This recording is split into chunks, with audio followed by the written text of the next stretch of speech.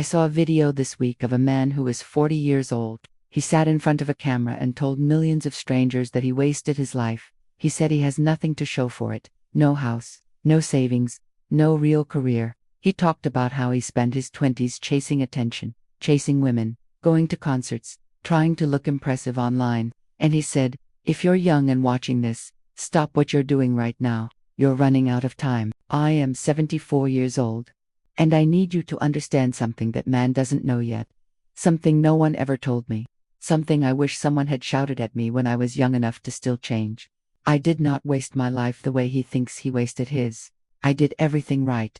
And doing everything right does not save you. You can follow every rule. You can make all the sensible choices. You can build the life everyone tells you is the correct one. You can make your parents proud. You can avoid mistakes. You can stay safe. And you can still end up at 74 years old, sitting alone in a quiet house, wondering if you ever truly lived. That is where I am. The man in that video is grieving wasted freedom.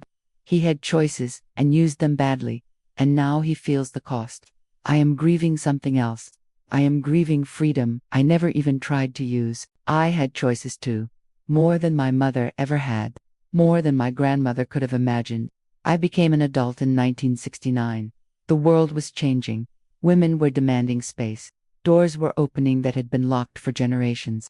I stood at one of those doors. I looked through it, and then I turned around and walked back to safety. I have been paying for that choice for more than 50 years. I got married when I was 22. His name was Richard. He was charming, handsome. His future was already lined up. His father had a business waiting for him. Everyone said I was lucky. My mother said I was lucky. My friends said I had done well. That's how people talked then. Like marriage was something you won. I never asked myself if I loved him. I never asked what I wanted. Those questions felt dangerous, selfish. I didn't want to be difficult. I didn't want to fall behind. I didn't want to want too much. So I said yes. I wore a beautiful dress. I smiled for the photos. I became his wife. And slowly, I disappeared. First, it was the house. A nice house in a nice area. And suddenly my world became about keeping it perfect, clean, presentable, approved by the neighbors. I spent years worrying about things that do not matter at all when you're alone. Then came the children, 3 of them. I love them deeply, that part is real. But raising them became my entire identity. Every choice I made was for them. Every dream I once had for myself, I handed over to them instead. Then there was Richard's career, hosting, supporting, smiling, making sure his life worked so he could succeed. I was the quiet work behind the scenes of his success. I did this for 51 years. 51 years of being useful to everyone else, until I forgot who I was. Richard died 3 years ago, a heart attack. Just like that. After the funeral, after the food stopped coming, after the children went back to their own lives, I was alone for the first time in decades. And I realized I did not know myself at all. I looked in the mirror and saw a stranger. That man in the video talks about wasting his youth. Maybe he did.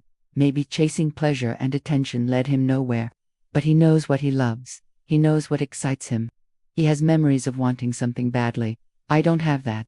I have memories of responsibility, of schedules, of being there for everyone else. I never stayed up all night talking because I didn't want the moment to end. I never took a trip without a plan. I never chose something just because it scared me. I never burned.